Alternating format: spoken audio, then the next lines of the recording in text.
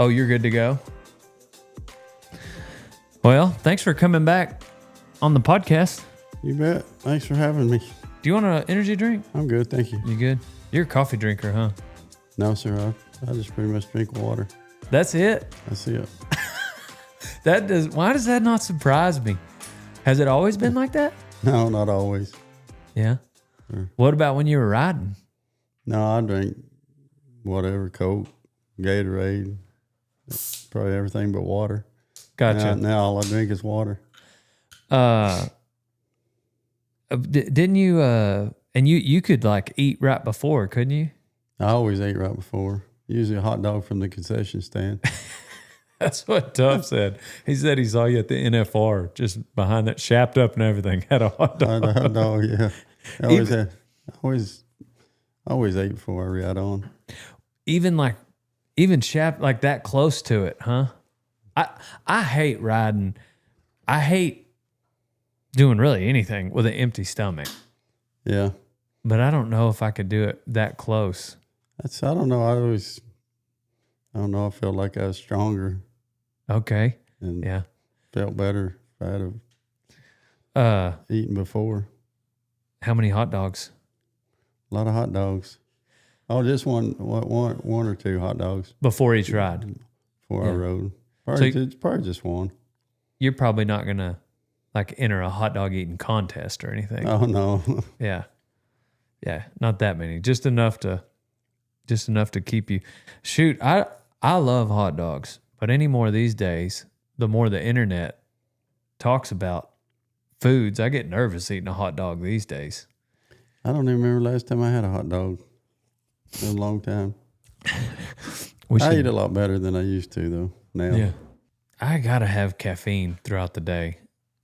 I mean, I'll only drink like one of those a day, and not even every day, but I love caffeine.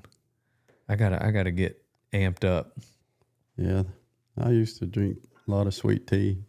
Really? Stuff like that. But I started eating good about 10 years ago. And I had a guy, he told me what to eat for a week. And I had to drink a gallon of water a day. Mm. And so I just kept at it? Kept going. Did you notice a difference? Big, big difference. Really? I went 7 days, and I could not believe the way I felt after them 7 days, how much better I felt. Was it because of the water, you think, or all the above? All the above. Yeah. What I ate, drank a gallon of water, and I sat outside barefooted on the earth for 20 minutes a day. Oh, really? I've heard of that. Them three things there, eating, drinking, and sitting outside. Dang. Could not believe the difference it made me feel. Really? And it's funny, the last day, the 7th day just happened to end on my 50th birthday. I felt like I was 25. Dang. And the day before that, I was stiff, barely get on my horse. Dang. At the end of that week, I could not believe it. It was amazing how much better I felt. Were you riding better at the rodeos? Well, no, this was after I retired. Yeah. I would have been. You weren't still getting on at 50? I felt like, after that week, I felt like I could get on. Yep. That's how good I felt. Dang. I've heard of the barefoot thing. I've not ever done it. I got too many stickers in my yard. Yeah. Yeah, they call it earthing. Earthing. It sounds crazy. Yeah. Sounds crazy. I tell people every once in a while, but they think I'm crazy. So. Well, I mean, I might have. It doesn't necessarily sound crazy to me, just because, well, because first off, because I've heard so many people say it anymore these days. Yes. Not only having your feet on the ground, but getting daylight as quick as you can, like early in the day. Yeah. I've heard that, like, letting the sun hit you, which if your feet are on the ground, that's going to happen. But I don't know. I normally get up before the sun. It's kind of hard for me to. But anyway, it's hard for that to be the first thing I do, because then you got to get up, especially in the wintertime. Got to get 7:30 or 8 in the morning. But Yeah, I can see how you do it all. Doesn't Corey do that too? Parker? Corey Parker? No. Or maybe it's the ice bath thing. Yeah, he was jumping in the swimming pool during the wintertime. Yeah. Every morning, no matter how cold it was. Has he talked you into that? No, I haven't done that with him yet. No? No. I enjoy it. He always invites me, but I never went. Yeah. But I have took some ice baths. Oh, you have? It seemed to help, my muscles or whatever. Yeah. But ice, when I rode bulls, I always had ice on me. When my groins were messed up, I'd ice my groins right after I rode. And the next day I could really tell the difference. Really? If I hadn't have done it, I'm real stiff. If I ice my groins, I'm not near as stiff the next day. Dang. What point in your career did you realize that would help? I pulled my groins like in around 93, and then I fought them for a long time, and then I started icing them. It really helped. So you'd already won the world and kind of been going. Yes, sir. Dang. But I knew the ice, was, because it takes the swelling, some of the swelling out of your body. It makes it feel a lot better. It's crazy what the groin is all attached to down there. Yeah. Like once you hurt it. Once you hurt it, it's hard to, it takes a long time to get well.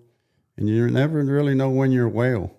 Like you feel good, you don't hurt at all, but you never know until you actually get on something that's bucking hard. Right. And then you know real quick, whoop, I should have waited a little bit longer. Should have waited a little longer.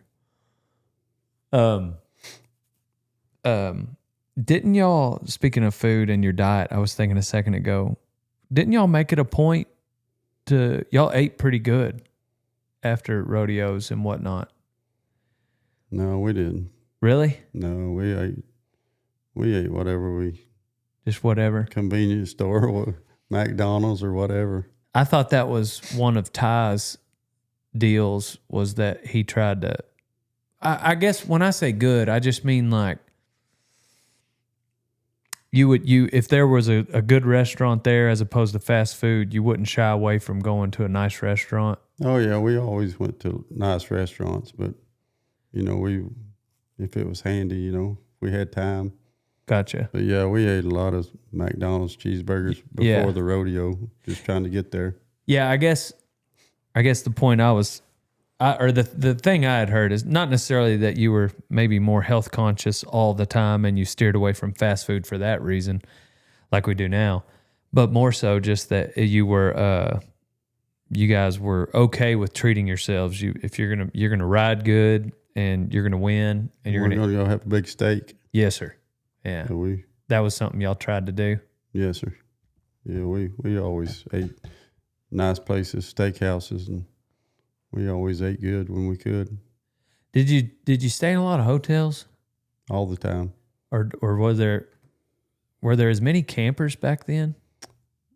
Oh, some guys, they rodeoed in a truck, in a camper, but we flew everywhere. So we stayed in a motel or a hotel, every night. We drove to a few rodeos, but we flew mostly. Yeah.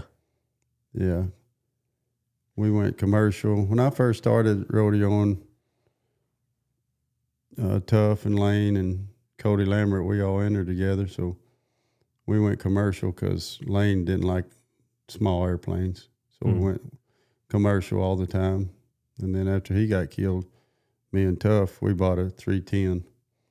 We rodeoed in our own private plane, flew all over the United States in it. We hired a pilot. Looking back, would you rodeo the same way, travel wise, if you were in today's time? Yes, sir, I would. Because the way we entered, we just entered where the most money was. Mm-hmm. We didn't look at how far it was, mileage wise, or maybe a little bit. We could work. If there's some rodeos together, but mainly if this one paid $2,000 in Texas, and we was right in Texas, but this one over here paid $5,000 in California, we were going to California. Mm-hmm. We just went where the money was. I heard me and Jacobs Crawley, Bronc rider, we were talking about, he's talking about Sterling, and it was like, and most rodeo cowboys, but it's like, man, the only reason most of us even care about money is because that's how they keep track of who goes to the NFR. Oh, yeah.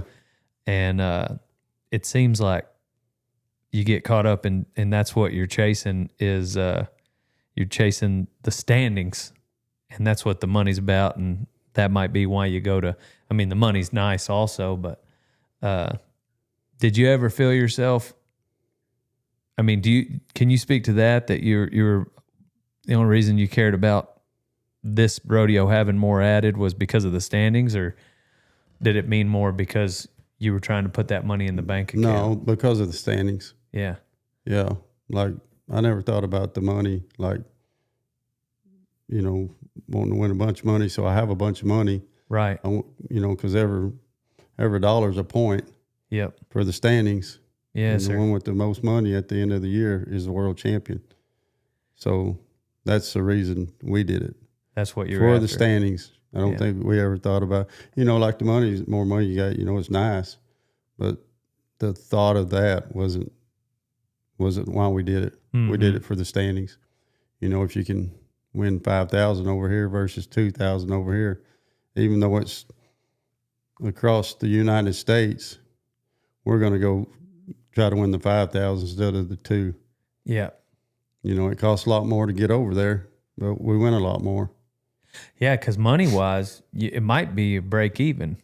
If you win this one, you win that one, but as much money and time as it took to get out there with the flights and everything, you break even. But you got more points for trying to win the world championship. Right. And that's all what we was trying to do.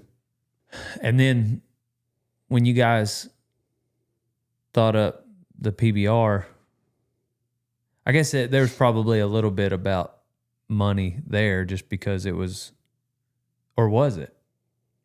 Was it still about, it was still about bull riding. It had to be just because you guys loved it so much. But. Yeah, it's still more about bull riding, but I think it got to a point where bull riding got pretty big, and a lot of fans, and they was filling these coliseums, full, and the promoters were making lots of money, but they weren't putting nothing in the pot for us. Mm-hmm. They wanted all the top bull riders to be there, but they wanted to pay what a little old bitty bull riding always paid. Right. So I think the guys kind of realized that and said, hey, if you want the top guys there, then you're going to have to put up more money for it. If you, going back to if you're rodeoing today, would you go to both the PBRs and rodeos, you think? When I first started, when I was a rookie, I would have. Because I love to ride.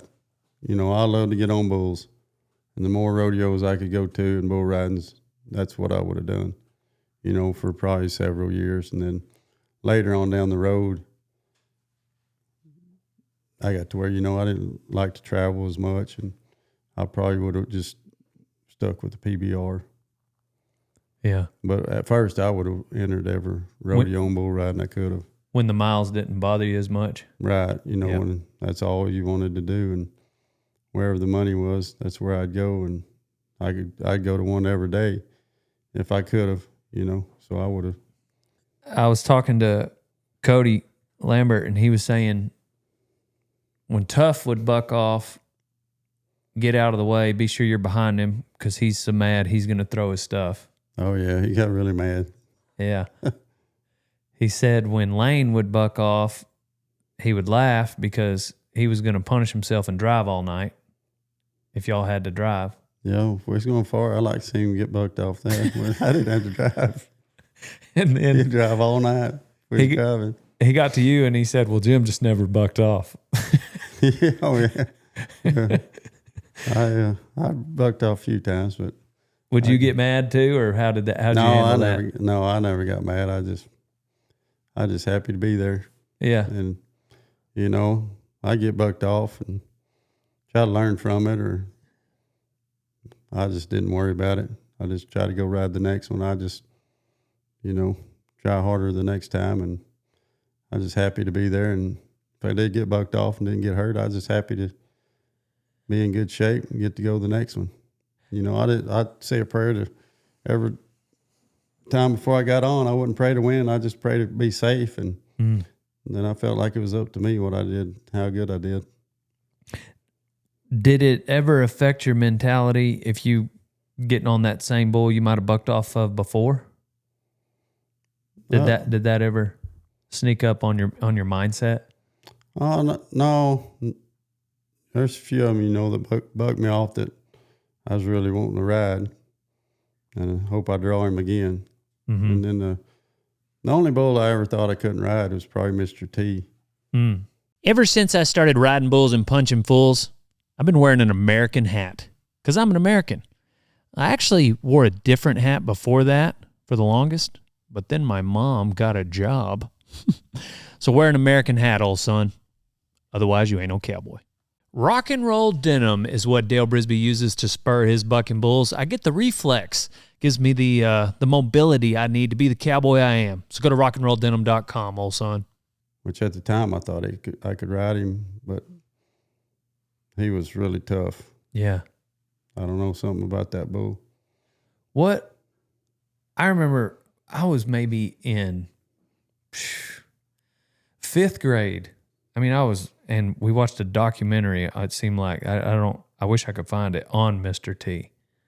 What made that bull so hard to get by? You reckon? I don't know. He was big, strong. You knew what he did the same thing every time. Took a jump, turned back to the right.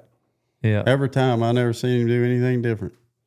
I knew exactly what he's going to do. Yeah. I mean, he could go back to the left, but he never did. I don't think I never seen him go to the left. Yeah. Who was it that owned him? Pete Burns. Did you ever ride him? No, never rode him. How many times did you buck off? I got on him. Bucked me off 3 times. Dang. Quick, too. Like, quick. Didn't somebody ride him, though?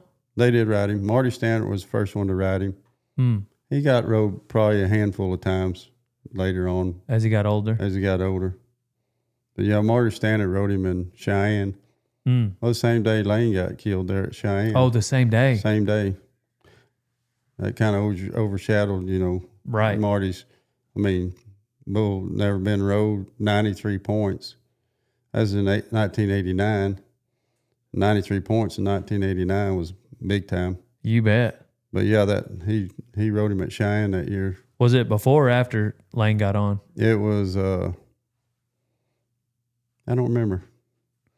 I want to say it was before, but I don't know for sure.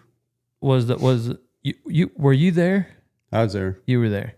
I know we talked about it a little bit on the last conversation. Yeah, I was the next guy to ride after Lane. How did that feel? Well, I didn't. I was on my bull. I was just watching through the slats, I seen it happen. I didn't even think nothing about it. You thought he was fine? Oh, yeah. I seen worse wrecks than that just by looking, Mm-hmm. He got run over and I didn't even think nothing about it. I didn't know until after I already got off. But yeah, I could. That bull, he had my number. I could. Probably got on him. I know I got on him 3 times. Mm-hmm. And if I added up all the seconds that I was on him, I still wouldn't have made 8 seconds. I did. I mean, probably 3 seconds farthest I ever rode him. Dang. I guess, what about Bodacious? I got on him 3 times too, I think. Never rode him neither. Really? But first time I got on him was in 92. And that's before he got really, really big. Mm-hmm. And I rode him like 7 point. I think it's like 7.4. Dang. And then he jerked me down and like everybody else, except I went over the left side of his shoulder. And he jerked me down. My hand kind of hung in the rope. And I did like 2 flips before I hit the ground. I don't know. Have you ever seen that video of me on him? Not off the top of my head. No, sir. Yeah, he jerked me down pretty good. Really? And like I was sitting like on tape, it looks like I'm setting perfect. And then he just brings me from left field, and I mean hard. I think what happened, he spun me around, my hand hung, and I was going down. I think he cow kicked. He cow kicked me in the head and sent me around again. I think I did 2 flips before I hit the ground. But yeah, he was bad. Yeah. And that's when he was a little bit smaller. And then he got real big. And he was really. And he would have a different trip, wouldn't he? Yeah, a little bit. You know, he still had that hop and skip out there. And there at the end, nobody could get past that. Yeah. Tough rode him one time. He turned back. He made it through that skip and turned back. And one of the best rides I've ever seen. Was that at the NFR? No, that was at I think that was at our BRO. Gotcha. Bull Riders Only deal. That his trip with the NFR is where he kind of held on to got off of him.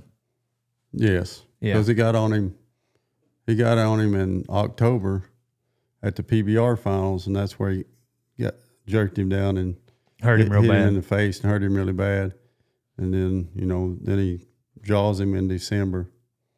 That's where he turned him out. Yeah.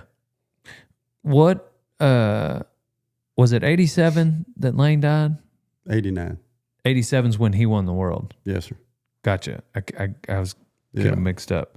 In 89 when he died, what were you obviously you were there, but when Tough rode that bull an extra 8 seconds? Yes, sir. That was at the NFR, right? That was at the NFR. What round was that? Do you remember? 10th round. Was it? Did you know he was going to do that? No, I didn't know it. Was that a pretty neat moment for everybody in there? Everybody but me, because I fell off Mr. T to win the world championship.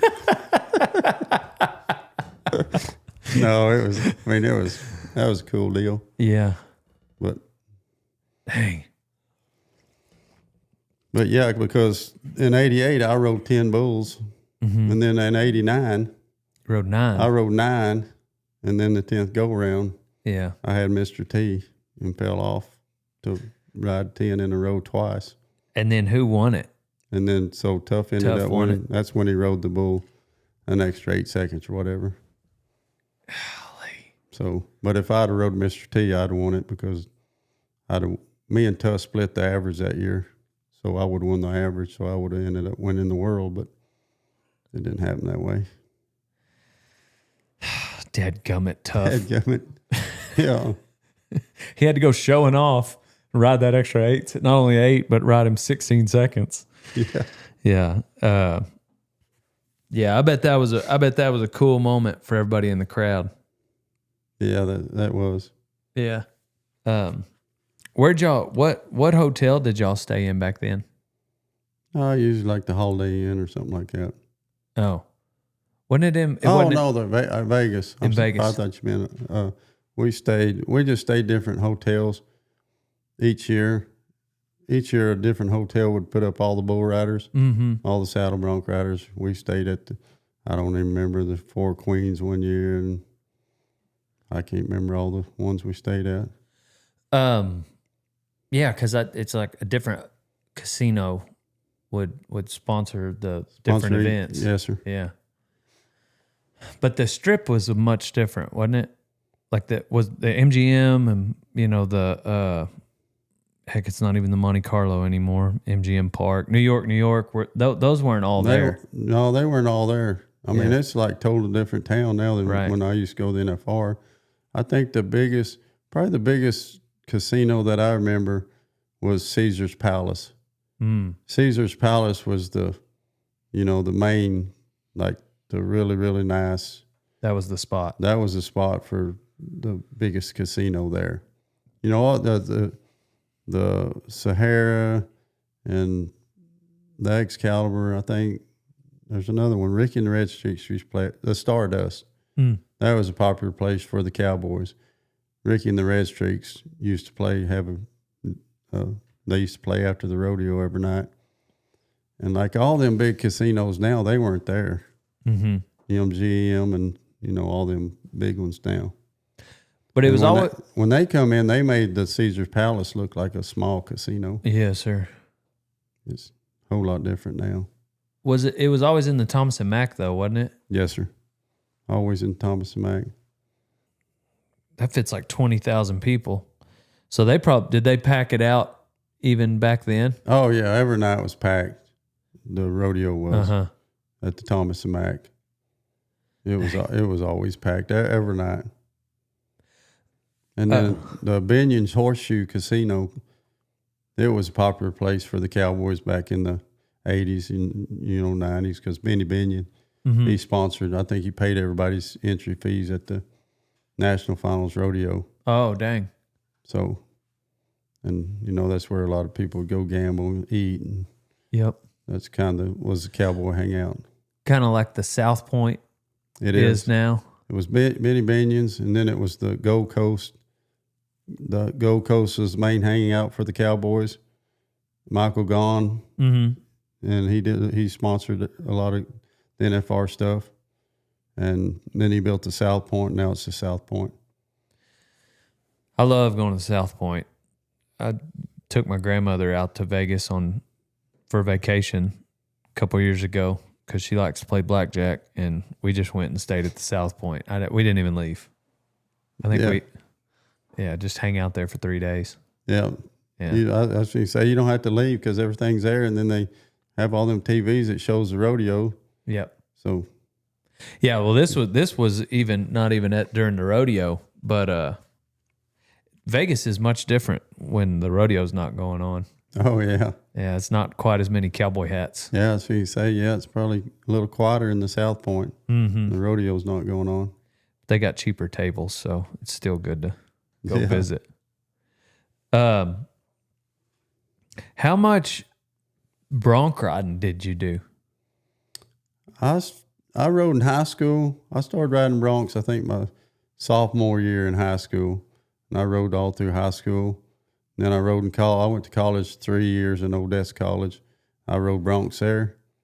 And then I rode broncs my rookie season. And part of my rookie season was 1986. And then I rode part of 87 until I got hurt. And then I set out for the bronc riding and the bull riding. When I started back bull riding, I didn't start back riding broncs. So you did go to plenty of pro rodeos, bronc riding. Riding bronc, yes, yes, sir. All of 86, I didn't enter every rodeo, but a lot of them I did. So we all did. Me, Tuff, and Cody, we all entered the bronc riding in 86. Oh, dang. So all of y'all were going to getting on both broncs and bulls. Yes, sir. But they wouldn't. It's kind of weird buddying. They won't let 3 guys buddy in 2 events each, will they? I don't remember. Yeah. But mainly the bull riding, that's where we buddy. But first we could get it. We entered we didn't always enter the bronc riding. Some of the bigger rodeos, like we wouldn't make the qualifications for the bronc riding. We were just kind of like added money. Yeah. We entered. Yeah. But it was fun. Then I got hurt and I didn't enter the bronc riding, and Ty broke his saddle. So I loaned him my saddle. And I never got my saddle back. So I didn't ride no more broncs. Do you think that was a major reason that you didn't ride anymore? No. I mean, if I would I don't know. I was concentrating on bull riding. That's what I like to do. And I never really liked it like I do bull riding. So I wasn't too worried about the bronc riding.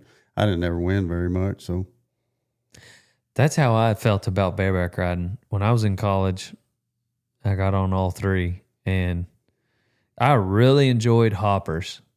Yeah. But I did not enjoy buckers. Yeah. I did not enjoy the buck. They would scare me. Oh, man. Running my hand in a bareback rigging on a bucker. I got on very few barebacks. Some in high school, never in college, but high school I got on a few barebacks. Were those riggings starting to turn into stiffer rawhide? They were. I think so. About that time? About that time, because, it was like that rigging was hanging on to you, and You weren't hanging on to it. So you guys were hanging up. Yes, you could. During that time. That's right. Yeah, because I got some pictures of my dad working some hang-ups as a pickup man. Because I went to Dave Appleton bareback riding school, and I learned that I didn't want to ride barebacks. There you go. and that's why he got my rigging all set up. And the very first high school rodeo I went to, I got bucked off and drugged down the arena. Oh, dang. And I just kind of entered it I guess for the all around. Because I was a terrible bareback rider. Were you aware of Ty at the time doing that? No, sir. Yeah, so it was on your own. No, I didn't even know Ty I just thought I'd try it. Okay. I probably rode my junior and senior year barebacks. Mm-hmm. Yeah, it took me a little longer, and I got on a couple of different eliminators. One of them was Cool Water of Sammy Andrews at Longview. Oh, yeah. It was a $1,500 added rodeo, and Cool Water is there, NFR eliminator, and he two jumped me. I was terrified. And then the other bucker I got on was a Medicine Woman, but she ended up being a saddle bronc horse, and she two jumped me in Athens. One year Frontier brought some horses there. Anyway, yeah, I hung to a few, but I wanted to quit earlier, but I also just had this in my head that I couldn't be a quitter. But what kind were them PRCA rodeos? Yes, sir. Yeah. Yeah. Then you entered the bull riding too? Yes. Yeah. Yeah, I would enter because in college I did ride all three, and then I just got to where I would enter broncs and bulls, and then later it was just broncs. Mm-hmm. And later it was broncs and fighting bulls because I had my card fighting bulls. Oh, you did? I didn't know that. Yeah, I fought for Sammy for a couple years, Andrews. I fought for Stace for a few years. I enjoyed fighting bulls. I mean, I would have 8 rodeos a year. Yeah. But eventually it was just too much and I wanted to just enter, But I enjoyed it. Fighting. Sammy's bulls were so easy to fight for because they're so busy bucking. I was going to say, they probably just wanted to buck. That's it. Because he had great bulls. When I was going. Even then. Yeah, oh yeah. He had one of the best. He's always, from when I've known him, he's always had some of the best bulls pens in the world. That's kind of how I felt too, like seeing him up close, fighting for him. But he's been putting on rodeos for so long time, and he had bulls, good bulls when he first come into PRCA. He's always had really good bulls. Yeah, Bodacious, one that we've already talked about. Oh yeah. But he had a whole pen of them. He had a whole. It didn't matter what you drew in his pen. If you had one of his, you had a chance to win it.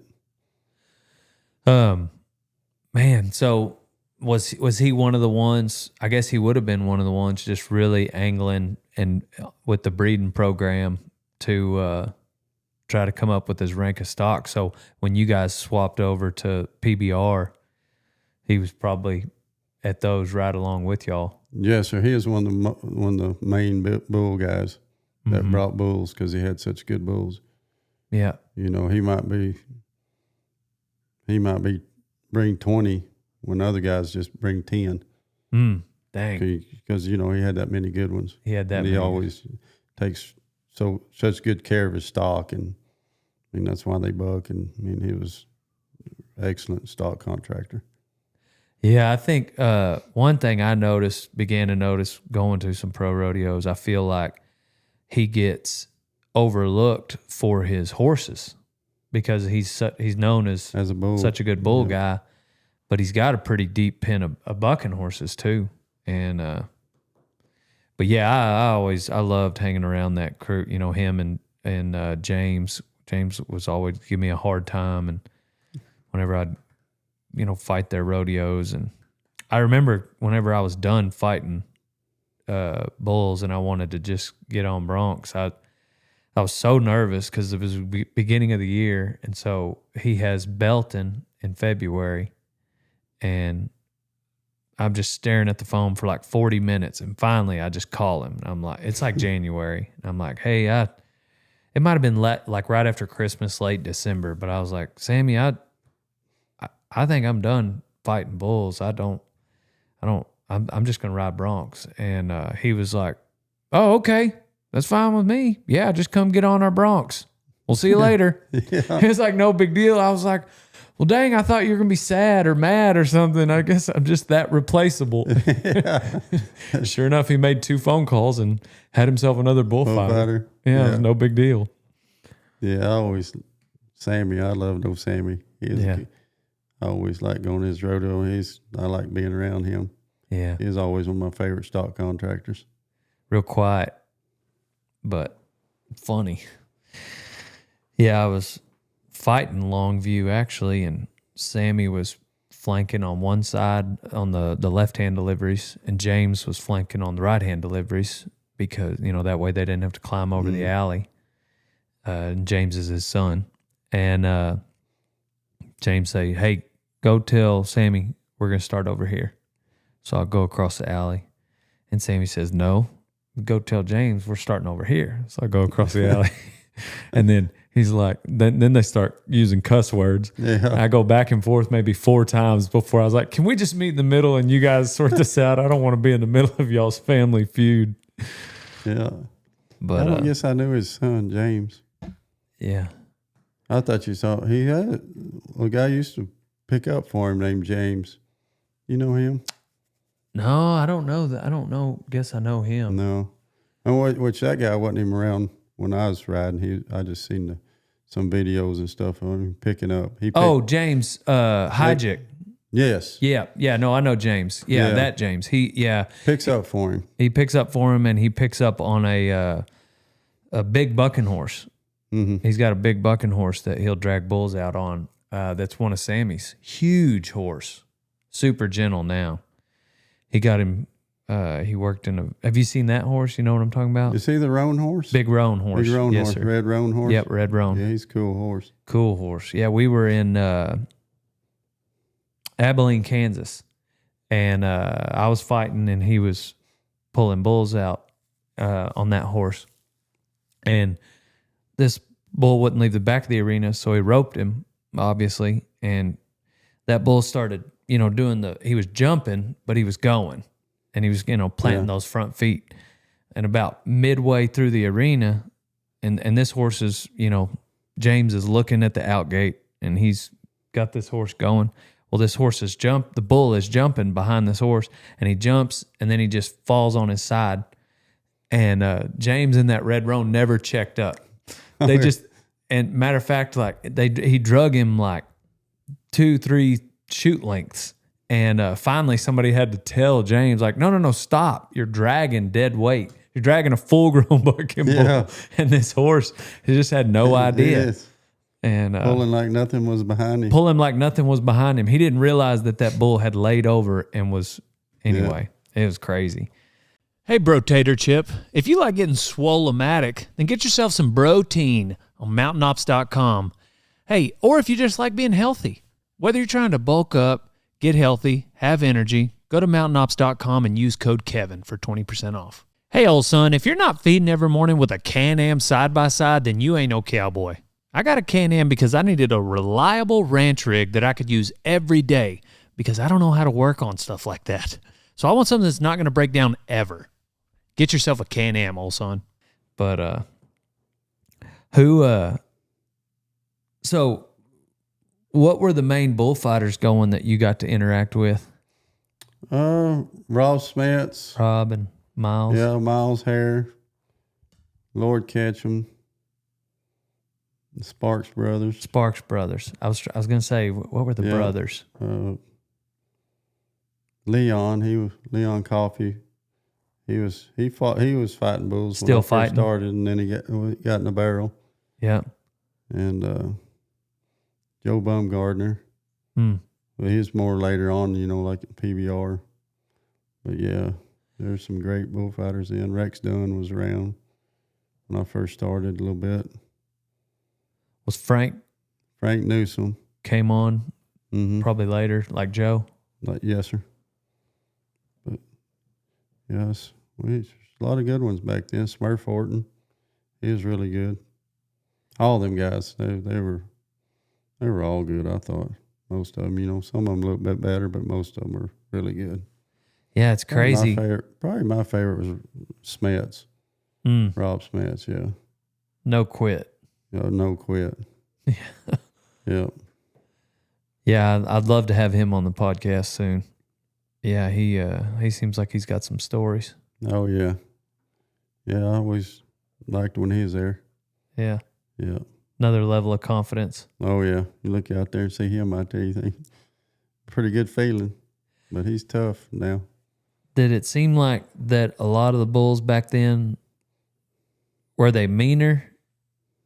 I know later on as the PBR grew and ABBI came along, bulls got ranker. But have they always been mean back when they maybe when the pen of bulls didn't have as many rank ones in it? But I think there's a little meaner back then. Yeah. Like you said, well, about Sammy's, they were more about bucking. But back then you had the ones that buck really good, and then you had some that didn't buck as good, but they were sure mean. Mm-hmm. So they're still mean today, some of them, but most of them buck. When they buck the rider off or whatever, they just quit and go to the outgate. Mm-hmm. Some of them bulls back then, they were looking for somebody to hook. Yeah, because I was just thinking, when you make a point that you're glad that somebody like Rob's there, yeah, if they're not, if Sammy's got a 22, 23 point bucker that's mean, you may never know it because they're bucking so hard even after the ride. But if it's a 16 point bull that's mean, you're going to find out maybe while you're still on his back because he's trying to hook the bullfighters or something. Oh, yeah. Yeah, and he's not bucking very hard, so he don't throw you very far when you go to get off. So you better be getting it on when you get off. Yeah. But some of them rodeos back in the old days, nowadays I think they say the best bull for last or whatever. The last bull that used to buck in the performance was the fighting bull because because they'd fight him. That's how they sell the rodeo. It's not a separate bull, though. It's not a separate bull. They put him in the draw. Yeah, you might draw the fighting bull. We call him the barrel bull. Dang, I never thought of that. And most time you couldn't win on them. Most of them go out there about the middle of the arena and turn back flat and try to hook you off of them. Then you had to get off of them. That was a regular thing. Somebody drew the fighting bull. Somebody drew the fighting bull. Man, it makes sense because if you don't have as many rank ones, well, you might as well throw him in the draw. Yeah. But, these days, like Sammy, for instance, he would always bring us a fighting bull separate. He's absolutely not in the draw because it doesn't fit his pin, obviously. But right. Yeah, they used to be back in the draw. That's hilarious. But that was kind of, it wasn't too much when I first started. They didn't do it too much, but I know that. There was one guy, the one time that's happened while I was rodeoing, maybe a couple, but the one I can remember, I was fighting and my dad was picking up. We were in Bryan, College Station. We were in Bryan, Texas, and Sammy Catalina had the rodeo. And so I don't know if he thought the fighting bull was going to buck, but Sammy Catalina, he wasn't known for his bucking horses, but he had really good bulls. Some of them, and a lot of them, he was really good friends with Sammy Andrews, and so that's where a bunch of them come from. But anyways, I don't know why this fighting bull was in the draw, but he was. And he went down to the other end of the arena and hooked my dad's horse. And my dad come off of him. Well, they had on those back panels like tarps. They were either I can't remember if it was just banners or tarps, but all the way down. So it's just like all the way down to the bottom rung. And he's down on all fours, and this fighting bull is coming to him. And I'm on my way down there. And the rider had already been bucked off like down by the chutes. So like that's why I'm not down there anyways as the bullfighter. I know Ty was wondering. But anyways, Emery Wheatley was the other pickup man, and he got it on this bull's horns when he was about from here to the corner of this room from my dad, who was on all fours and saved his life. Oh man, because he couldn't climb up. Yeah. He had them big leggings on and he couldn't go under.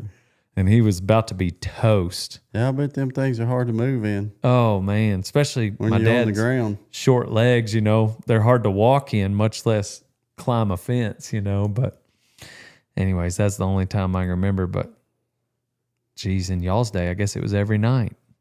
That's you funny. didn't want to get the last bull out. He was usually the fighting bull. They're all the fighting bull. I'm supposed to later this week. I got a podcast with Charlie Thompson. Oh yeah. Yeah. You got any stories I should ask him about? No, not really. I used to go to a lot of his rodeos though, but I think you said that's where you got on your first one, isn't it? Bronc bull. Bull? Because you said either my dad or my uncle was helping you? No. No, that probably wasn't Charlie's rodeo, but your uncle used to help me in the steer riding at junior rodeos. AJRA rodeos. Yeah. But it wasn't necessarily at Charlie's. It wasn't necessarily at Charlie. Because I guess he rode bulls, didn't he, Scott? Mm-hmm. He rode bulls. And then I was in the steer riding. I was 12 and under. Mm-hmm. But I remember there's a couple guys I remember back then that would help me. Like, if I had they had a few back then, the steers that just fight to shoot. Mm-hmm. They weren't very big, but they just move around, rear up, or whatever. And he would get in the chute, get him like a bulldog or whatever. Yes, sir. Hold him till I got ready. And when they opened the gate, he'd just push his head out. Yeah. But yeah, Scott did that for me. Yeah, I've got his Boron spurs. They were Kelly's. Mm-hmm. And that's got his name inscribed on them. Oh, yeah. Yeah. Yeah. Yeah. They're in my horse trailer because I used them for a video the other day. I need to get them out now that I think about it before they get lost. Yeah, we got to get Will a new rigging bag. Speaking of, got your name on it. I was thinking of that. I was like, man, we need to find him a rigging bag.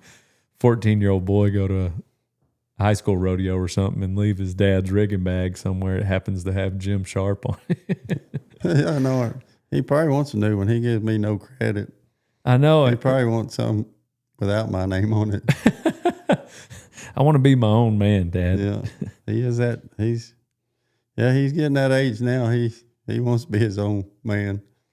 Now he's got him a driver's license, so he don't need me no more. Yeah. Yeah. It won't be long. He's going to these by himself. Oh yeah. He got on some steers, didn't he? He did last year. He got on some steers. That's neat that he's interested in bronc riding. It is. I wonder what makes him want to take to that. Just because I don't know. There's a lot of bronc riders right now. Like all these little AMI rodeos. Man, there's a lot of good bronc riders. Mm-hmm. And he watches videos on TV of them all the time, and they'll have shows where it's just all the good rides. Mm-hmm. Man, there's some good horses and riders out there. Yeah. Bronc ride, which there always has been, but I guess when you put them all together on one TV film, it's pretty good to watch. Yes, sir. But when we went to that rodeo and Kid Rock rodeo over there in Arlington, that's before he showed any interest at all being a cowboy. When we come home, that's what he liked, the saddle bronc. That's what made him want to start being a cowboy. Dang. Now he wants to ride them. Oh, dang. So he went home from that just wanting to be a cowboy. And then. Yeah. He said we were not this last rockin' rodeo, but the year before. The first one? The first one. The Kid Rock rodeo. We went over there, and then we got home. He said he liked the saddle bronc riding. And then a couple weeks later, he wanted me to bring my horses down. He wanted to learn how to ride horses. And then from there, he said he wanted to try bronc riding. And he's still pretty young. So we put him on some steers just to get him on something. Mm-hmm. We went over to Ted Noose's house and just some like roping steers. But like in a bull rope. In a bull rope. Yeah. Gotcha. Yeah. Well, and the first time he got on with a saddle, we rode the bucking machine. I got him a bucking machine for Christmas last year. We were riding it a little bit. The very first time he got on a real horse was at your house. Mm. Yeah, I was thinking about the other day, you were talking about my uncle helping you a little bit. I thought it was neat that now I get to help Will. That is cool. Yeah, I was thinking about that after y'all left. Yeah, but when he'd help me in the chute, I mean, like, I thought them guys they were my heroes, Yeah. It was so cool. Scott got in there and held my steer for me. And, my dad pulled my rope, but he'd hold him, just like he's going to fix and bulldog him or whatever. Right. Where he couldn't rear up over me and all that. And them guys you just look up to them guys. Yeah, that's cool. They were probably in the 16 through 19 bull riding at the time, and I was in the 12 and under. Yes, sir. So it is kind of cool. Yeah. Right. And yeah, with him being 16. Yeah, we appreciate your help. That was an awesome job you did the first time he ever got on one, to show him the ropes from start to finish, and yes, sir. Showed him what he needed, but not a lot of what he don't need right now.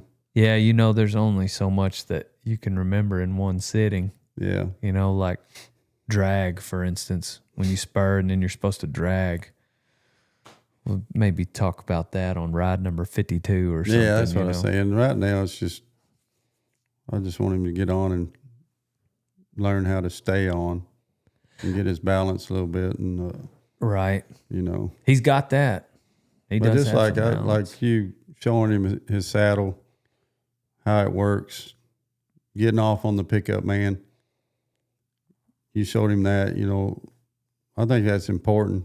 Yes, sir. You got to go do it. To me, you got to go do it, to kind of figure it out. But when something comes up, it's split second, but you got that in the back of your mind. Mm-hmm. Like you told him, what to do, and you did an excellent job. No, I appreciate it. It's I